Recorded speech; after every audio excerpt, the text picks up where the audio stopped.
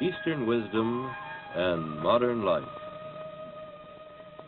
with Alan W. Watts. Produced by KQED San Francisco for the Educational Television and Radio Center.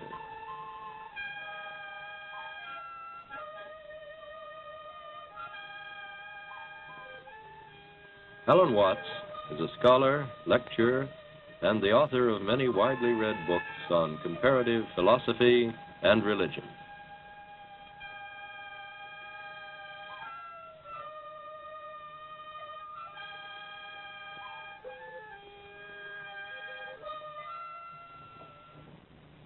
This is not the figure of a strange pagan god.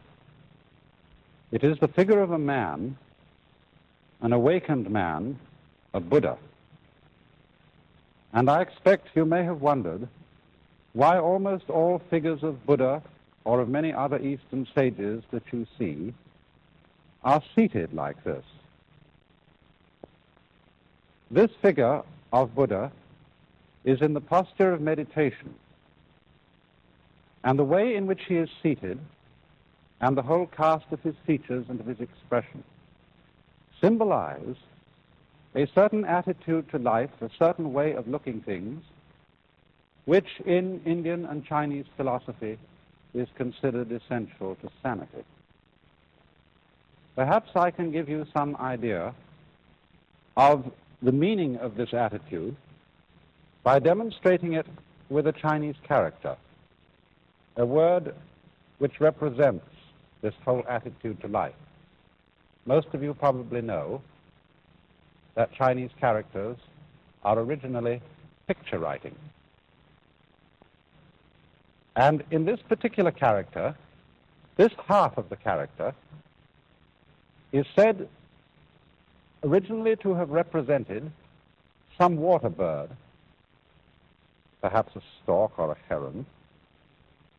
And this other part of the character is, first of all, a sign meaning the human eye. And then you put legs on it, the activity of the eye, and that means seeing. And the whole character is pronounced Guan. And it means a certain kind of observation, a certain way of looking at things which might be typified by the image of a heron standing at the edge of the water, as in this painting, which is by the great Japanese artist Kano Motonobu. There is the heron standing quietly and serenely, watching the water. And so, the whole meaning of this attitude to life is what is summed up in the entire Eastern idea of meditation typified in these Buddha figures. And I want to try today to explain to you something of the meaning of this attitude to life.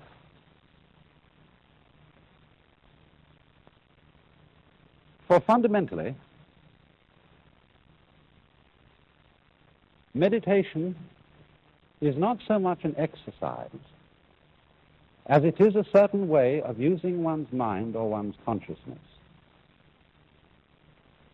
Because normally, most human beings, when they use their eyes or their ears, are constantly and chronically straining to see and to hear. And when you come to think of it, that's very odd, because our eyes don't work by effort. They don't have to go out and get the light. The light comes to them. And in the same way, sound comes to our ears. And even the sense of touch comes to our fingertips. We don't, for example, have to press a thing hard. If I want in the dark, I'm trying to fumble and feel what this is. I don't have to press very hard to feel it, because the sensation simply of the hard object comes to the nerve ends in my skin. And so it's strange, isn't it, that we have acquired the habit of a constant and chronic effort to see clearly and to hear clearly. I think part of it comes from school. You know, when children are listening to a teacher in class, they're always fidgeting or doing something like this, you know, and looking around and twisting and jiggling. And the teacher says, "Pay attention!" And the children immediately, to ingratiate the teacher, are able to sort of ham or act what paying attention is like. And paying attention, of course, is staring at the teacher. Yes, they're very interested in what you say. And sometimes, to get their concentration clear, they curl up their legs around the legs of the chair and go into all these strained attitudes so that the teacher knows they really are trying very hard to attend.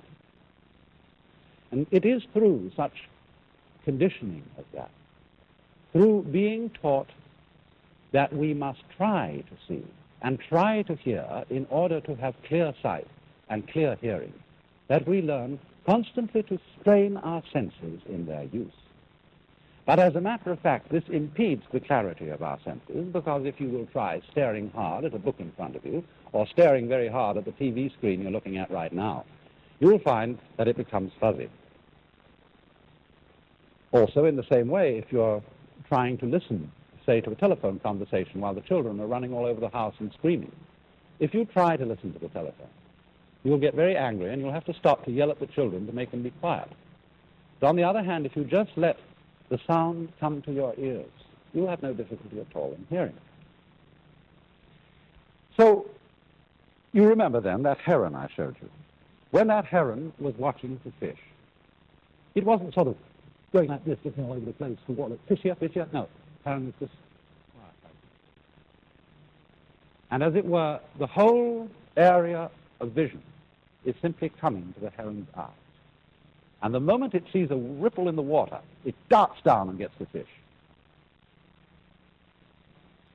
Now, I don't think it's only that we have been taught by teachers and parents and so on to try to see and try to hear clearly. There are other factors in the problem. And one of them is that while we are seeing and hearing, we are trying to make sense of our world by thinking about it. And the act of thinking also introduces an element of strain into the use of our minds. And I think the reason for this is, perhaps you will remember how I showed you on a previous program, that thought is linear. You know, it goes one word after another. It's strung out in a line. We think thought, thought, thought, thought, thought in a line like this, one after another. Whereas when we see to what is going on entirely. We take in a volume when we see. We take in a great area. Nature is a volume rather than something strung out in a line. But when we think, we get one thought after another, and so the process of thought is much slower than the process of seeing and using our consciousness or our mind as a whole. And this then requires a certain effort to make thought keep up with what we are seeing or what we are hearing. Also, you see, thought works by abstraction. What do I mean by abstraction? Well, a lot of Chinese characters are abstractions. If we take, for example, the Chinese character for man, it is written this way. Now, that was originally the head and legs of a human figure, something, you know, like this. When we draw an abstract figure of a man, everybody knows that's a man. But as a matter of fact, it cuts out a great deal of man. This figure cuts out all the details and gives us a simple image which we can grasp all at once. And we have to do that in order to think, so that we can use a series of very simple images or grasps of the world, and these are abstractions. And it is fundamentally in terms of abstractions that we think. Now, thought, as I said, is slower because it goes in a line, thought after thought. And also thought is abstract. That is to say, it lacks the full living quality of real life, just as this figure here is just a sort of skeleton, a ball on top of sticks, and therefore it lacks the vitality, the aliveness of a real man. Now, the more we tend to live in a world of thought, the more we tend to live in an abstract world that is removed from and has a gap between it and the real world of nature. And as a result of this, we tend to live in a world that is in some ways unsatisfying, lacking in vitality and life. And also, people tend to think all the time. This becomes, for every civilized community, every civilized person, a sort of habit, which is like constantly talking to yourself. Now, of course, when you meet me here on the TV screen, I'm always talking, or almost always. But I assure you, I'm not always talking. I'm often silent, because after all, we have to be silent some of the time, don't we, in order to hear what other people have to say, and therefore to have something to talk about. In just the same way, our minds have to be silent some of the time if we are really to have anything to think about except thoughts.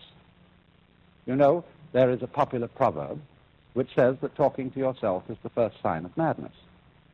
And there's some truth in this, because constant thinking, as distinct from simply experiencing through our senses, constant thinking about our experiences, coding our experiences into words, into signs, into the symbols of thought, is a buzz that goes on day in and day out inside our heads except when we're sleeping.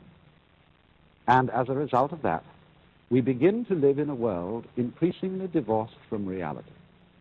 And that is why in those Oriental cultures in India and China and Japan, it has always been considered important for everybody to spend some of his time, by no means all of his time, but some of it, not thinking, but simply in the attitude which was represented by that Chinese character which I drew at the beginning, pronounced one, or quiet observation. Remember this point, it's important. This is not saying that thinking is a disturbance, is a thing that human beings shouldn't do. On the contrary, it's a highly important acquisition of man. But thinking is of no real value to us unless we also can practice non-thinking, unless we can have our minds silent and make immediate contact with the real world as distinct from the world of pure abstraction. And so this leads to a very common practice in Asia among Hindus, among Buddhists, among Taoists, called meditation. And I want to try and show you something about it. By sitting in the posture of meditation, which is commonly used, and is done approximately like this. One sits upon a firm cushion.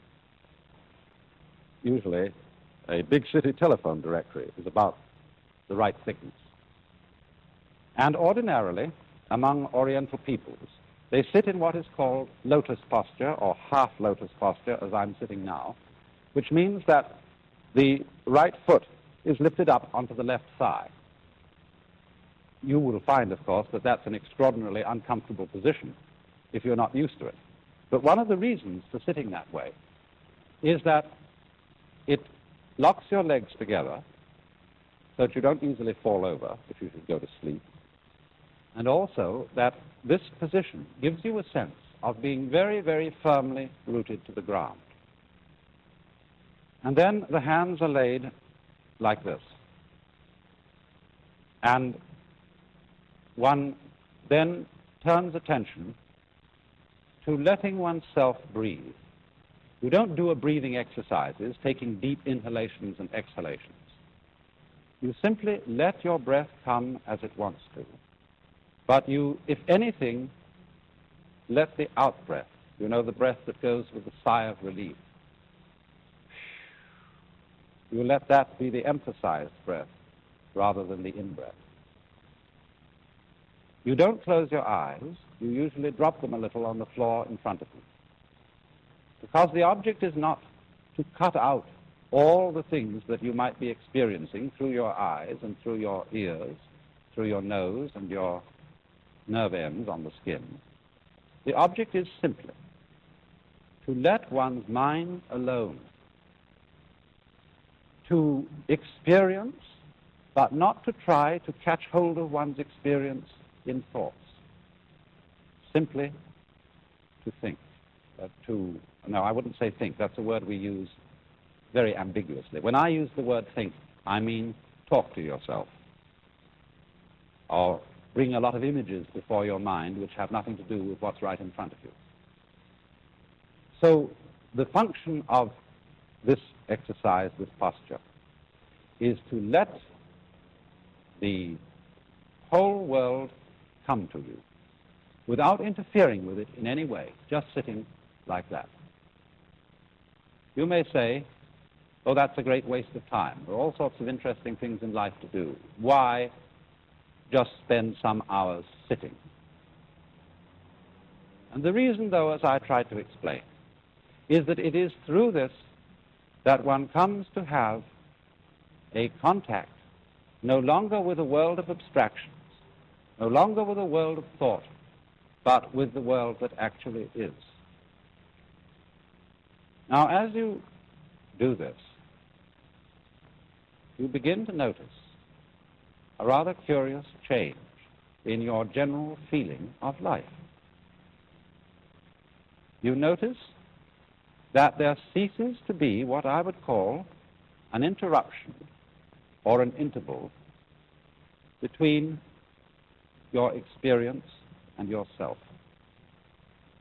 You see, in our ordinary way of using our minds, the chronic sense of strain, the chronic attempt to think about and make sense of what we are feeling, is what we call our ego.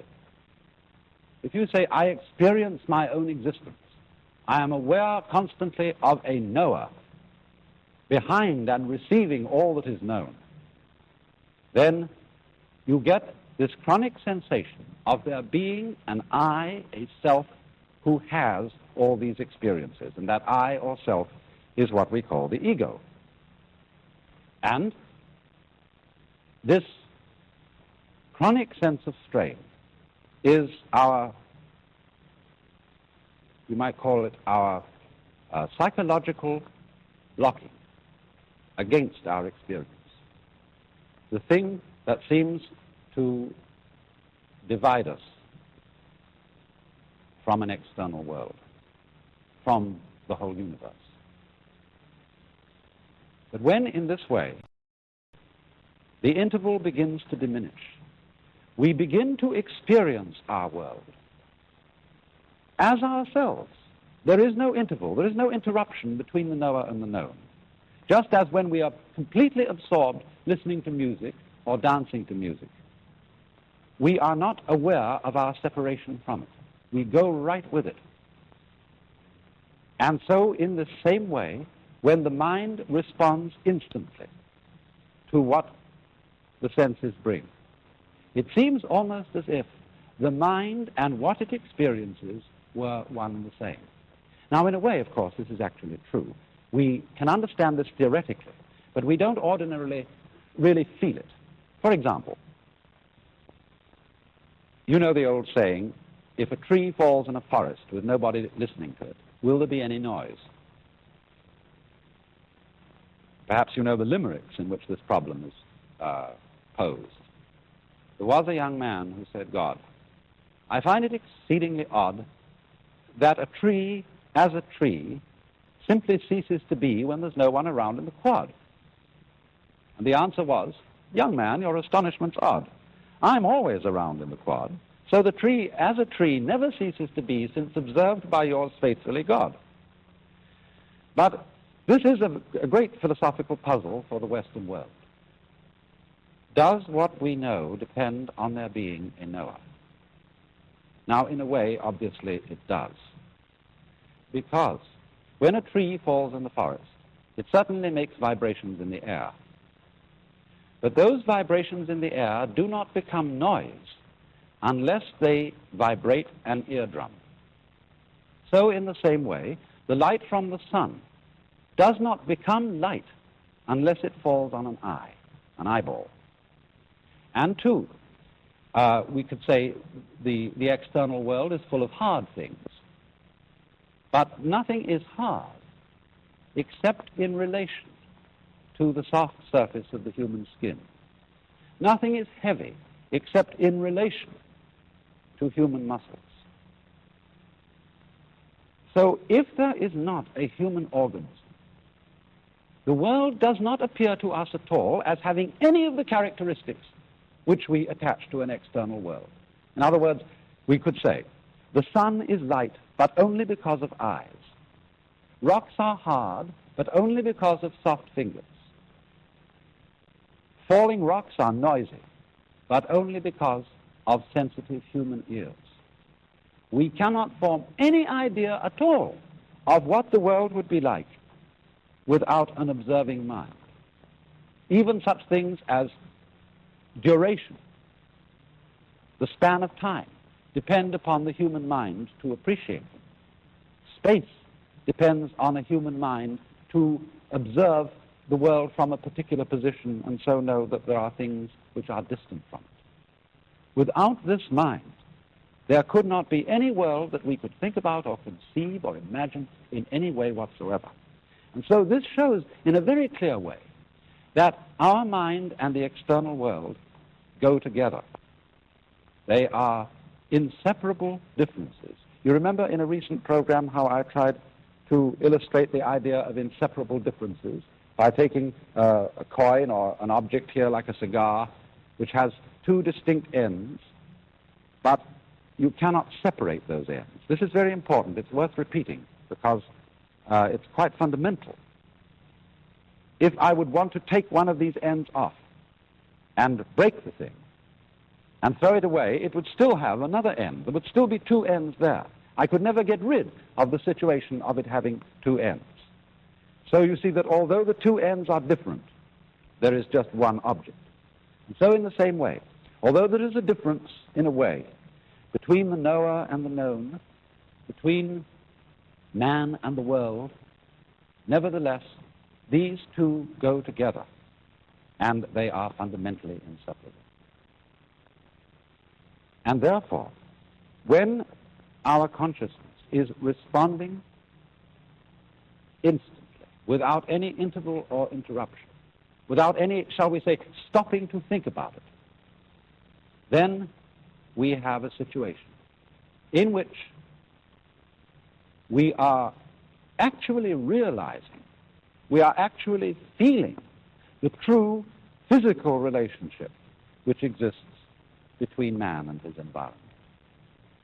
And this we could call the experience of oneness or unity with the universe, which is the function of meditation.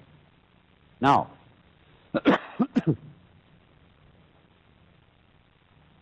I think it's not difficult to see some very obvious values in this. Because, well, if we live entirely in a world of thought,